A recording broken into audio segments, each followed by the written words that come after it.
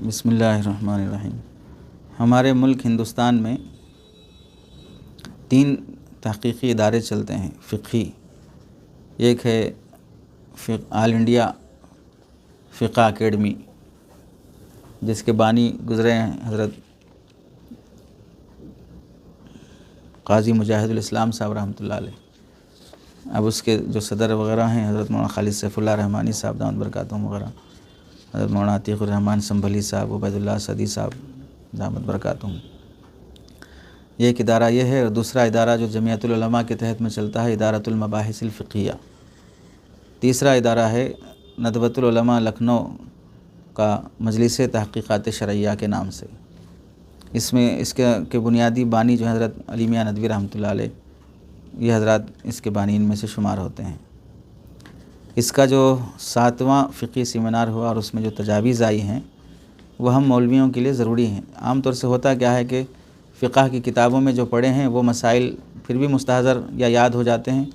अब जो नई तहक़ीक़ात आ रही हैं उससे पढ़ने का सुनने का मौका ही नहीं मिलता, तो पुराना मसला ही बताते फिरते रहते हैं। जैसे परसों ताज़ा एक बात पेश आई, एक साहब कहने लगे कि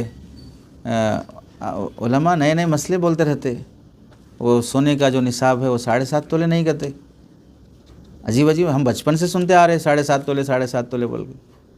तो तुम जो सुने सब सही होना ज़रूरी है। यानी तुम्हारे मसमुआत भी कोई दलील है क्या? तुम सुने जो दलील हमने बड़ों से सुना है, तो कौन है बड़े आपके? क्या सुना आपने? कैसे सुना आपने? सोते सोते सुने आप? जो सुना उसकी तहक़ीक़ किया आप कभी? तो कितने सालों से बदल गया मसला कि भाई तोले के लिहाज से अगर देखा जाए मौजूदा तो 8 तोले 7 ग्राम से ज़ायद है। ग्राम के लिहाज से देखा जाए तो भाई 87 ग्राम से ऊपर है। तो बदल चुका है, मालूम हो जाना। अब मालूम हो गया या तहक़ीक़ करके बता रहे हैं तो उसे तस्लीम कर लेना चाहिए। अब उस पर इनकार करना शुरू कर दिए नए नए मसले बोल के।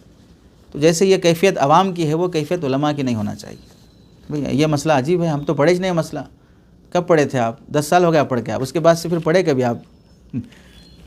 बहुत से मौलवियों में भी ये बोलने का है कि भाई आप बच्चों को सिर्फ दरसियात पढ़ाओ, दूसरी चीज़ें मत पढ़ाओ, बाकी सब चीज़ें वो फारिग होने के बाद पढ़ लेते। हम ऐसे भाइयों से पूछते हैं, आप फारिग होकर 20 साल हुआ, कितना पढ़े अब तक? कितनी किताबें जमा हुई 20 साल में आपके पास? अरे समझे नहीं समझे? तो वैसे ही पैदा होगी आप जैसे फिर ये भी। कम से कम अब से पढ़ने का ज़ौक़ तो बढ़ाना चाहिए आदमी के अंदर, शौक़ तो होना चाहिए। इसी वास्ते आप लोगों के लिए कोई ख़ारिजी चीज़ नहीं, मुताला भी हो तो वो भी दरसियात का हिस्सा है, चाहे उसे ख़ारिजी का नाम उर्फ़न दे लो या इंतज़ामन दे लो। तो ये जो तजावीज़ हैं मस्जिद और औक़ाफ़ से मुताल्लिक़ ये तजावीज़ हैं। पहली तजवीज़ है कि मस्जिदें नमाजियों की कसरत की वजह से तंग हो रही हों तो तौसी की गर्ज़ से उनको शहीद करके कई मंजिलें बनाई जा सकती हैं और बरबिनाए ज़रूरत किसी मंजिल को दीनी तालीम के लिए इस्तेमाल करना दुरुस्त है। तो असल जुज़िया भाई कई मंजिलें बना सकते हैं ना मस्जिद, पहले से मालूम है मसला। ये आगे का जुज़िया असल है कि भाई बरबिनाए ज़रूरत किसी मंजिल को दीनी तालीम के लिए इस्तेमाल करना दुरुस्त है। पहले के जो फतावा हैं उनमें लिखा है कि भाई दीनी तालीम के लिए भी मस्जिद में अगर किया जाता हो और उस पर तनख्वाह ली जाती है तो दुरुस्त नहीं है। समझे नहीं समझे? अलबत्ता उसकी किसी मंजिल को तलबा की रिहाइश के लिए मुस्तकिल तौर पर इस्तेमाल करना या उसके किसी हिस्से को किराए पर देना दुरुस्त नहीं है, क्योंकि ये मस्जिद के बुनियादी मकासद और उसके तक़द्दुस के ख़िलाफ़ है। तो इस वास्ते आपकी रिहाइश का भी नज़म उर्फ़ी हिस्से में, वहाल वाले हिस्से में, शरई हिस्से में नहीं है। क़ियाम मुस्तकिल क़ियाम मना है, तो मस्जिद के मकासद के ख़िलाफ़ है। और मस्जिद के किसी हिस्से को किराए पर देना ये भी उसके तक़द्दुस के और बल्कि दुरुस्त नहीं है, शरअन जायज़ नहीं है। अब बास कमेटियों के जो लोग रहते हैं उनके दिमाग ख़राब नहीं, दिमाग ही नहीं रहता उनका। ख़राब होने के लिए भी दिमाग तो रहना ना, अच्छा की ख़राब की बात है वो। तो ख़राब भी एक सिफ़त है, अच्छा भी एक सिफ़त है। मौसूफ़ हो तो पहले सिफ़त आएगी ना, मौसूफ़ ही नहीं है तो सिफ़त कहाँ से आएगी? तो एक कमेटी के साहब कहने लगे कि भाई अगर ये मदरसे वालों को देने के बजाय किराए को दिए तो कितना किराया आता? 400 गज़ ज़मीन है, वो अगर 400 गज़ ज़मीन का एक फ्लोर पूरा अगर हम किराए को दे देंगे तो कितना किराया आ सकता है? तुम्हारे मरे हुए ख़ानदान को किराए पे दो, ख़बरें यहाँ ला के बना लो और किराया देते हैं। हमारे दादा की ख़बर का इतना किराया, नाना की ख़बर का इतना किराया बोल के देते रहो। किराए पे दी जाती है मस्जिदें। दूसरी जो तजवीज़ हुई है, अगर किसी अपार्टमेंट में कोई मंजिल ख़रीद कर या कसीर मंजिला इमारत की तामीर करते वक्त किसी मंजिल को बतौर मस्जिद वक्फ़ कर दिया जाए तो ये मंजिल मस्जिद शरई के हुक्म में होगी, बशर्ते कि उसमें आम लोगों को नमाज़ पढ़ने की इजाज़त हो। अब ये भी बहुत अहम मसला है, चूँकि अब तक क्या सुनते आए थे कि भाई मस्जिद 7 आसमानों तक मस्जिद रहती है, यही है ना मसला, तो यही अभी भी उसमें तब्दीली नहीं। लेकिन अब शहरों के हालात हैं कि भाई 40-40 मंजिला तामीर हो रही है, और 40 मंजिला तामीर में अगर देखा जाए तो एक गांव बसता है उसमें। पूरे गांव में कितने लोग रहते हैं, कितने घर रहते हैं? मिसाल के तौर पर आम छोटा सा गांव अगर माना जाए 200 घर रहेंगे ना, 200 घर का भी एक अच्छा खासा गांव होता। 200 घर में आमतौर से 1200 लोग रहते, मियाँ बीवी 2 और 4, तो 200 को 4 से ज़रब दो, 5 से ज़रब दो, और बच्चे माशाल्लाह मुसलमानों में तो बरकत से होते हैं सर्दी के मौसम के अलग रहते, गर्मी के मौसम के अलग रहते, मौसम के हिसाब से होते, तो 1000-1200 लोगों का एक गाँव रहता। तब जो 4 मंजिला 40 अपार्टमेंट और फ्लैट्स हों, 100 फ्लैट्स हों, तो उसमें आराम से 1000-1200 लोगों की एक मस्जिद नहीं है, कहाँ नमाज़ पढ़ेंगे लोग? तो शहरों के मसाइल बहुत पेचीदा रहते। अब उसमें अगर एक फ़्लैट लेके आपने मस्जिद बना दी तो अब ऊपर वाले भाई अर्श मोहल्ला तक मस्जिद है, पूरे फ्लैट खाली करो ऐसे थोड़ी होगा। तो जो फ्लैट लेकर वक्फ किया जाएगा वही मस्जिद शुमार होगा, उसके ऊपर वाले नीचे वाले। उसकी एक वाज़ेह मिसाल है काबतुल्लाह के बिल्कुल सहने हरम, मस्जिद हराम के जो सहन के सामने वाली जो होटल है, हिल्टन होटल, उसमें मस्जिद अबू बकर है, हज़रत सिद्दीक़ अकबर रज़ी अल्लाह तआला का मकान वहीं था। तो उसके चौथे फ्लोर पर गालिबन मस्जिद है, चौथे या 5वें फ्लोर याद नहीं है। तो वो मस्जिद 2 तरफ भी बनी हुई है, बीच में हॉल की शक्ल और लिफ्ट वगैरह के लिए, और दाएं बाएं तरफ दोनों तरफ मस्जिद है। ऊपर फिर सारे फ्लैट्स हैं, नीचे भी फ्लैट दुकान वगैरह हैं तो एक फ्लोर भी मस्जिद हो सकती है, क्योंकि मिल्कियत उतनी है, उतना ही वक्फ़ किया गया है। लेकिन मस्जिद शरई के लिए इज़्न आम होना ज़रूरी है, तो उस वास्ते बशर्ते कि आम लोगों को नमाज़ पढ़ने की इजाज़त हो, वरना इज़्न आम के बगैर वो मस्जिद नहीं कहला सकती, मुसल्ला होगा फिर। तीसरी जो तजवीज़ पास हुई है वो ज़रई ज़मीन जो मस्जिद पर वक्फ़ हो, अगर वह काबिल इंतफ़ा ना हो या इतनी कम मनफ़ात हो कि उससे ज़रूरियात मस्जिद पूरी ना होती हों, तो ये जायज़ है कि उस ज़मीन के बदले ऐसी ज़मीन या दुकान हासिल कर ली जाए जिसकी आमदनी से ज़रूरियात मस्जिद पूरी की जा सकें। अगर यह अंदेशा हो कि इस ज़मीन को बदलने में वक्फ़ का ज़िया होगा तो फिर ऐसा करना जायज़ ना होगा। पहले तो वक्फ़ को बदलना बेचना जायज़ नहीं था। अब चूँकि जहाँ जहाँ पर मस्जिदों की ज़मीनें औक़ाफ़ की हैं वहाँ पर गुंडे कब्ज़ा कर रहे आके, अब खाली ज़मीन पड़ी हुई है, फ़ायदा भी नहीं उठा पा रहे उससे, तो बेहतर है कि भाई वो ज़मीन आप बेच दो किसी को, और उस ज़मीन का उतने बक़दर का किसी और दूसरी जगह पर मस्जिद ही के नाम पर, ताकि मस्जिद की ज़रूरियात पर उसे ख़र्च किया जा सके। वो कब्ज़ा हो जाने और गुंडे लोगों के हाथ में चले जाने के बजाय, तो ज़रई ज़मीन जो मस्जिद पर वक्फ़ हो, यानी मस्जिद के लिए वक्फ़ की गई है, काबिल इंतफ़ा नहीं है या कम मनफ़ात है, तो ज़रूरियात मस्जिद पूरी भी नहीं हो रही है, तो उस ज़मीन के बदले दूसरी ज़मीन या दुकान हासिल करना ये किया जा सकता है। अब ये हासिल करना तबादले के ज़रिए से हो या बेच कर हो, इसकी वजाहत नहीं। बहर सूरत अगर अंदेशा है कि उस ज़मीन के बदले बदलने में वक्फ़ का ज़िया होगा, यानी बदलने यानी बेचने के बाद ख़रीद सकते नहीं ख़रीद सकते, पैसे चले जाएंगे, कुछ भी हो जाएगा, तो वक्फ़ का ज़िया करना जायज़ नहीं रहता। माल वक्फ़ को ज़ाय करना दुरुस्त नहीं है। चौथी जो तजवीज़ है, मस्जिद की इंतज़ामिया की ज़िम्मेदारी है कि वह मस्जिद से अलग इमाम और मुअज्जिन की रिहाइश का इंतज़ाम करे। अरे समझे, मस्जिद की कमेटी की ज़िम्मेदारी है ये कि मस्जिद के इमाम मस्जिद से अलग इमाम और मुअज्जिन की रिहाइश का इंतज़ाम करें। अलबत्ता ज़रूरत के वक्त आर्जी तौर पर इमाम और मुअज्जिन के लिए मस्जिद के किसी हिस्से में क़ियाम की गुंजाइश है। जैसे एतकाफ़ की हालत में अपना सामान वगैरह रख लेते, जमात में गए तो 40 दिन तक बैग वगैरह सब वहीं रख ले के रहते, वहीं सोते, वहीं खाते, वहीं कपड़े बदलते, तो आर्जी क़ियाम ही है ना। तो भाई आर्जी क़ियाम यहाँ पर अइम्मा इकराम का भी हो सकता है लेकिन मुस्तकिल रिहाइश की फ़िक्र करना मस्जिद की इंतज़ामिया की ज़िम्मेदारी है। इसमें बताना है कि आर्जी क़ियाम की गुंजाइश है इमाम मुअज्जिन को, यह जुज़िया है। पाँचवीं तजवीज़ है, क़दीम मसाजिद के आसपास की वो ज़मीनें जो मौक़ूफ़ा मस्जिद शरई में शामिल नहीं हैं, वक़्फ़ की हुई हैं और शरई मस्जिद में नहीं है, उर्फ़ी मस्जिद में है, बल्कि मसालिह मस्जिद के लिए हैं, वहाँ नमाजियों के लिए पार्किंग की तामीर करना, मस्जिद के अइम्मा मुअज्जिनीन खुद्दाम के लिए रिहाइशगाह यानी फैमिली क्वार्टर का बंदोबस्त करना या दूसरे ऐसे काम करना जो मसालिह मस्जिद में शामिल हो, दुरुस्त है। ये जुज़े अब इसके हिसाब से यही देख लें आप, ये जो जहाँ पर बैठे हैं हम लोग, पार्किंग का हिस्सा है ना, ये मस्जिद का ही ज़मीन है, लेकिन मस्जिद शरई में नहीं है, तो पार्किंग बनाया गया, रिहाइश के लिए ऊपर बनाया गया, मदरसे के लिए बनाया गया। तो ये सब मस्जिद उर्फ़ी का हिस्सा है और मस्जिद के लिए वक्फ़ की हुई ज़मीन है, तो ये दुरुस्त है।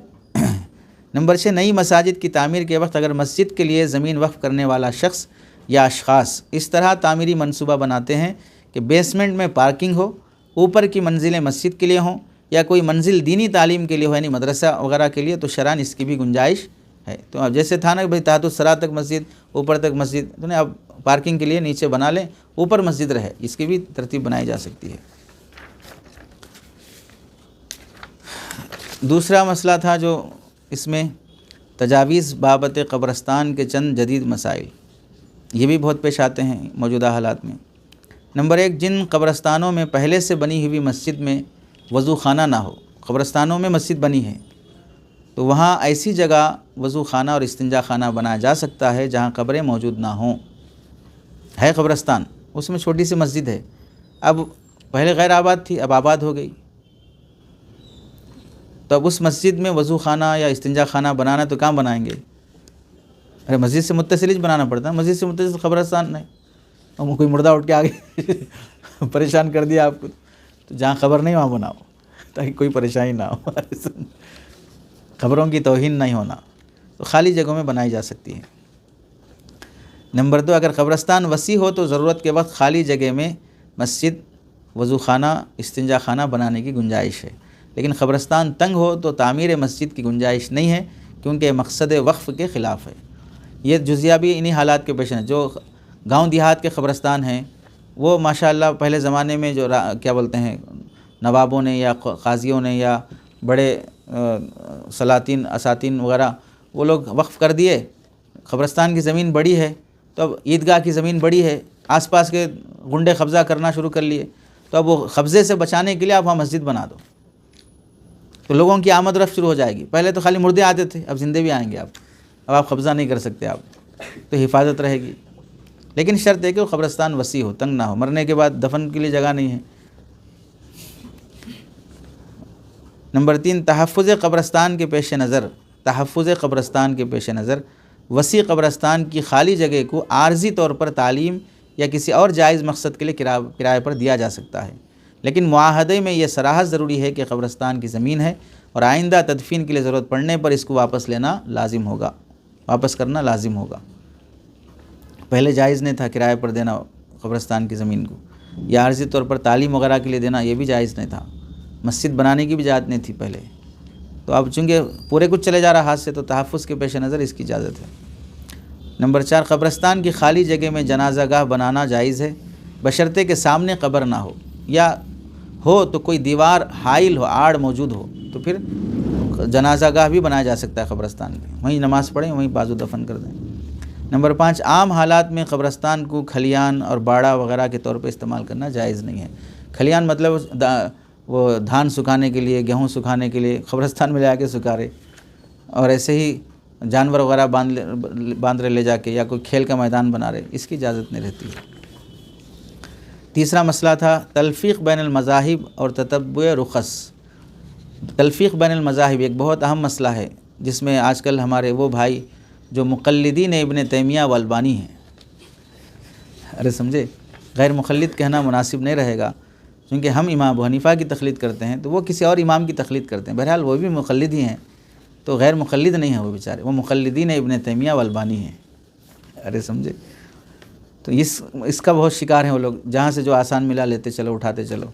अब इसमें इमामत जो कर रहे हैं आजकल मिर्ज़ा जहलमी साहब कर रहे हैं, तलफ़ीक़ बैनुल मज़ाहिब की इमामत।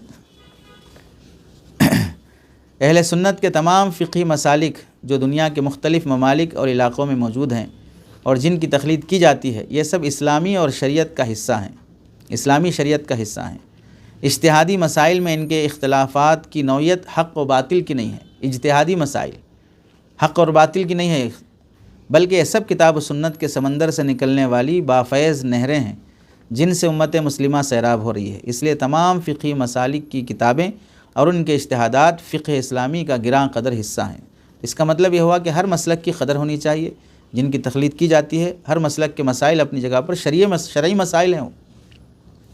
जो उलमा और अस्हाब इफ्ता आम फ़िक़ही इज्तिहादी मसाइल में किसी ख़ास फ़िक़ही मसलक की पाबंदी करते हैं जब उन्हें बाज़ मसाइल, जैसे हम लोग हनफ़ी मसलक हैं, एक ही मसलक को फ़ॉलो करते हैं, शाफ़ई हैं वो भी एक ही मसलक को फ़ॉलो करते हैं, तो उलमा अस्हाब इफ्ता आम फ़िक़ही इज्तिहादी मसाइल, किसी ख़ास फ़िक़ही मसलक हनफ़ी, फ़िक़ही मसलक शाफ़ई, फ़िक़ही मसलक हम्बली, उसी की पाबंदी करते हैं। लेकिन जब उन्हें बाज़ मसाइल में मौजूदा हालात के तहत अपने मसलक की इज्तिहादी राय पर अमल करने या उस पर फतवा देने में शदीद हरज महसूस होता हो और ज़रूरत समझते हैं कि किसी दूसरे फ़िक़ही मसलक के इज्तिहादी राय को इख्तियार करके इस दुश्वारी का हल तलाश करें और उम्मत मुस्लिमा के लिए युस्र व सहूलत पैदा करें, तो उनके लिए ये बात रुकावट बनती है कहीं ऐसा करने में ममनू तलफ़ीक़ बैन अल-मज़ाहिब लाजिम ना आए। यानी 4 मज़हबों को मिलाकर एक खिचड़ी तैयार करके बना के दे रहे, ये जायज़ नहीं है शरीयत में, ये नहीं होना। तो भाई अब हमारे मसलक में रुकावट है, अब क्या करें? मिसाल के तौर पर इमाम शाफ़ी रहमतुल्लाह अलैह का मसलक है कि मस्से मरद नाक़िज़ वज़ू है, ठीक है। हरम शरीफ में शाफ़ी में जोड़ा गया, आपके मौलाना ही गए हमज़ा मोदी साहब और उनकी घरवाली, अब वहाँ वज़ू बना लेके जाते आते हाथ पकड़ ली घरवाली अरे समझे, हरम में जाने के बाद वज़ू टूट गया बेचारे का, फिर वापस बाहर आओ। अरे समझे नहीं समझे, दुश्वारी होगी तो अब क्या करना पड़ेगा? अरे क्या करना पड़ेगा? दुश्वारी है, अंदर जाना नहीं जाना, घरवाली छोड़ के जाएंगे, अब अंदर आप डिस्टेंस मेंटेन करते हुए जाएंगे, बीच में कोई कपड़ा बांध लिए, कोई लकड़ी रख लिए, आप उधर मैं इधर बोल के, ऐसा तो नहीं हो सकता। तो कई मसाइल ऐसे होते हैं जिसमें दुश्वारी पेश आ सकती है। तो ऐसे मौके पर दूसरों के मसलक पर अमल करना, ये अमल करने में कहीं तलफ़ीक़ बन मज़हब, भाई वहाँ उनका मसलक ले लिया, यहाँ इनका मसलक ले लिया, ऐसे मसाइल हो गए। तो इस पस मंज़र में बहस व तमहीज़ के बाद दर्ज ज़ैल तजावीज़ मंजूर की गई हैं। नंबर 1, तलफ़ीक़ से मुराद एक ही अमल में 2 या 2 से ज़ायद फ़ुक़हा की राय को इस तरह जमा करना है कि बहैसियत मजमूई वो अमल उनमें से किसी के नज़दीक भी दुरुस्त करार ना पाता हो, ये शक्ल नाजायज़ है। एक मसले में 2 या 2 से ज़ायद फ़ुक़हा की राय ऐसे जमा कर लिए कि मजमूई तौर पर दोनों की राय को मिला के देखें तो किस पे भी अमल नहीं कर रहे आप, ऐसी शक्ल जायज़ नहीं है। उसकी मिसाल खुरूज दम अहनाफ के नज़दीक नाक़िज़ वज़ू है, ठीक। खुरूज दम इमाम शाफ़ी रहमतुल्लाह अलैह के नज़दीक नाक़िज़ वज़ू नहीं है, मसला एक ही है, क्या? खुरूज दम, ठीक है। यहाँ नाक़िज़ है, नाक़िज़ नहीं है। मजमूई तौर पे आप क्या कर रहे, जब मर्ज़ी आया खुरूज निकला, नहीं मैं शाफ़ी मसलक पे अमल कर रहा हूँ, और जब मसला आया कि भाई खुरूज दम यहाँ पर नाक़िज़ वज़ू का मसला है, नहीं मैं यहाँ हनफ़ी मसलक पे अमल कर ले रहा हूँ। समझे नहीं समझे? या नक़्ज़ वज़ू का ही मसला, वज़ू नाक़िज़ वज़ू हमारे नज़दीक खुरूज दम से भी है, खुरूज दम से है। नाक़िज़ वज़ू इमाम शाफ़ी के नज़दीक मस्से मरज़ से है। तो जब आपको खून निकल गया तो आप बोले मैं शाफ़ी मसलक पे कर रहा हूँ अमल, जब आपकी घरवाली ने आपको हाथ लगा दिया, नहीं मैं हनफ़ी मसलक पे अमल कर रहा हूँ, तो मसला नाक़िज़ वज़ू का ही है, एक में आप इधर एक में उधर, ये मजमूई तौर पे आप किसी पर भी अमल नहीं कर रहे आप, ये जायज़ नहीं है शक्ल। इस तरह किसी और मसले में समझ लीजिए। नंबर 2, पेचीदा मसाइल को हल करने और उम्मत से हरज और तंगी दूर करने के लिए दर्ज झैल शराइत के साथ ज़ाहिरी तलफ़ीक़ जो दर हकीकत दूसरे फ़िक़ही मसलक से इस्तिफ़ादा है, इसको इख्तियार करने की इजाज़त है। तो अब क्या शराइत हैं? नंबर 1, तलफ़ीक़ से किसी नस या इजमा की मुखालफत ना होती हो, तलफ़ीक़ से किसी नस या इजमा की मुखालफत ना होती हो। नंबर 2, तलफ़ीक़ इत्तिबाए हवा की गर्ज़ से ना हो, क्योंकि ऊपर आया था युस्र और सहूलत पैदा करना और दुश्वारी से निकलना। नंबर 3, तलफ़ीक़ के नतीजे में किसी हुर्मत शरइया का जवाज़ लाजिम ना आता हो, आप दूसरे के मसलक लेने से शरई तौर पे एक हराम मसला पैदा हो जा रहा, इसकी इजाज़त नहीं है। जिस मसलक के फ़िक़ही कौल को लिया जाए उसकी तमाम शराइत की रियायत की जाएगी। जैसे हमारे पास क्या बोलते हैं वो मसला था ना, हज़रत अशरफ अली थानवी रहमतुल्लाह अलैह जो लिखे अल-हिलतुन नाजिज़ा लिल हलीलतिल आजिज़ा, कि जो शोहर गुमशुदा है तो अब इंतज़ार कब तक करना उसका। हमारी रिवायात जो हैं फ़िक़ह हनफ़ी की 90 साल तक इंतज़ार करे, तो नस्ल इंतज़ार करे, फिर कहीं 40 साल तक के इंतज़ार का है। तो अब इमाम मालिक के मसलक में लिया गया कि भाई 4 साल तक इंतज़ार करे। तो ये जो लिया गया है पूरे शराइत के साथ लिया गया, पूरी उलमा की फ़ुक़हा की मीटिंग बिठाई गई, उनके मालिकिया उलमा से रब्ता किया गया। तो ऐसे दूसरे मसाइल में।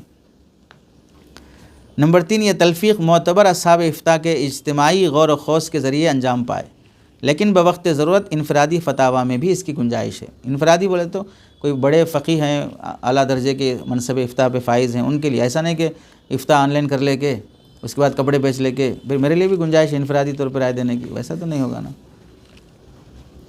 नंबर 4, महज़ ख्वाहिश नफ्स की बुनियाद पर फ़ुक़हा की सहूलतों को इख्तियार करना दुरुस्त नहीं है, यह अहकाम शरीयत से आज़ाद होने का ज़रिया है। नंबर 5, फ़ुक़हा के आसान अक़वाल को इख्तियार करना दर्ज झैल शराइत के साथ दुरुस्त है। अलिफ़, वो अक़वाल शरान गैर मोतबर और शाज़ ना हो, कौल शाज़ पर फतवा नहीं दिया जाएगा और अमल भी नहीं किया जाएगा। बा, मशक्क़त को दूर करने के लिए रुख़सत इख्तियार करने की हाजत हो, ऐसी ज़रूरत हो कि भाई मशक्क़त दूर करना मकसद है, ख्वाहिश पूरी करना मकसद नहीं है। जीम, रुख़सत का मकसद किसी गैर मशरू अमल के अंजाम दही ना हो, शरीयत में जो जायज़ नहीं है उसको आप जायज़ बनाना चाह रहे हैं, चूँकि उनके मसलक में जायज़ है, इसकी इजाज़त नहीं रहेगी। ये तजावीज़ हैं। दरअसल इनकी मिसालें अगर देखी जाएंगे तो जो मकालात लिखते हैं उनमें मिसालों के साथ लिखते हैं, भाई ये मसला है, इसमें जायज़ है, इसमें नाजायज़ है। लेकिन ये तजावीज़ याद रहने से फ़ायदा यह होता कि गौर करने के मौके मिलते, नए जुज़ियात आदमी के अंदर, आदमी के जहन में मुस्तहज़र होते। चलें।